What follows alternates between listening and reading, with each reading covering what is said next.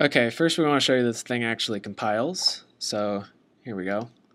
And our screen capture thing is like a sliding program, so I hope it doesn't give you guys motion sickness. But so anyway, there you go. Successful compile. So here we have the constants package, which has a number of values that we thought would be useful to various VHDL files. We'll start out by looking at the first two values. It's init PC0 and init PC1. Both are set to 0 off the bat. The reasons for this will be clear in a bit. Next we have the program counter increment, which is 4. So we increment 4 bytes every cycle for the program counter, and then we have the initial context, which is 0, just because that makes sense to computer scientists. We probably didn't need either of those, but just in case something happened, we have them. Next we have the register file size, which is 32. It's used in a couple of files, notably the reg file VHDL code, and it's also used in the dependency evaluator. So it can keep track of how many cycles until available there are for each of the registers.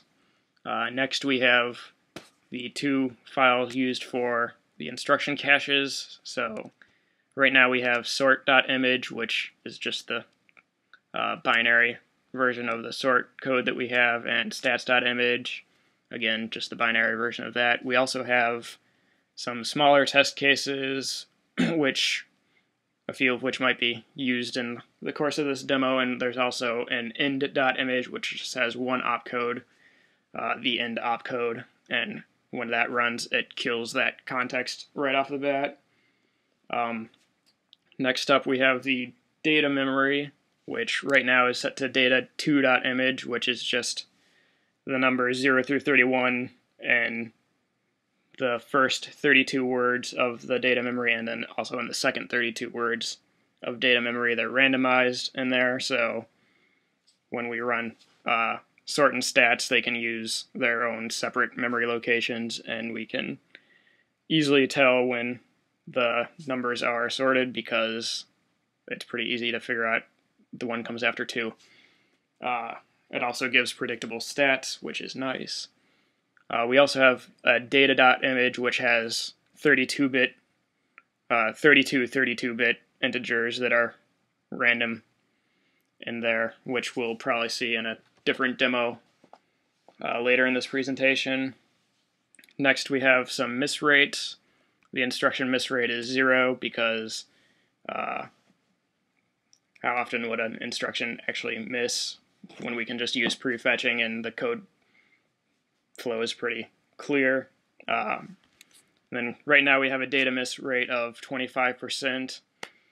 During testing, we actually varied it from 0% to 100%, so all hits to all misses, just to make sure that the pipeline was working correctly. Then we have a 5-cycle delay. The memory module is actually clocked at twice the rate of the project clock, the big clock. So it's 5 times 2, just so it is actually 2 full cycles. We probably could have made this random whenever the miss occurs, but we chose not to. Then we have the cycle length, which is 20 nanoseconds, as said in the assignment.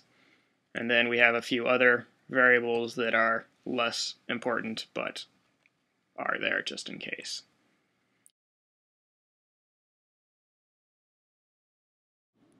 Okay, the first program that we're going to show is for context 0. It's a 4-line program. It adds R0 to R5 and stores that in R1. And here R0 always has the value 0, so this effectively just stores 5 in R1. And these are the hex codes for all of our operations. The second one just adds 6 and puts that in R3 or R2. And the third one just adds those two registers together and puts them in 3. So there's a data dependence here on the third line. And then it just ends. On context 1, we're going to be running a single line program that just says end. Okay, so if we pull up the waveforms, At the rise of the first clock cycle, we've got an NPC of 0, and that issues the instruction. All right. 420005, which is the first instruction, the first add. And that sets the cycles until available register to 4 for the first register, because it's got 4 cycles until it can be used. Then we flip the context, go to context 1, and that issues the instruction FC0000, which is just end. Then we flip back down to context 1, and we read the instruction on line 4, which is the this adding 6 to R2. And so that makes the cycles until available register for register 2 to be 4. And then it goes ahead and it reads what the next instruction would be, which is adding the 2 registers together. And it notices that that we have to wait for 4 cycles. So it has to stall for 4 cycles. Then we flip back up to context 1, which hasn't officially ended yet because the end hasn't gotten to the execute stage yet. But it does at right here. You can see the end flag for context 1 flipping up. So context 1 has ended, but context 0 is still stalling because of the data dependency. And then once the data dependency goes away, we flip back down to context 0. And at the rise of the next clock cycle, we issue this 406-11000, which is the adding. And then the program goes to completion, right here. We can take a look at the reg file, and we can see that by the time that we're done, register 1 has value 5, register 2 has value 6, and register 3 has value 11, which is exactly what we want.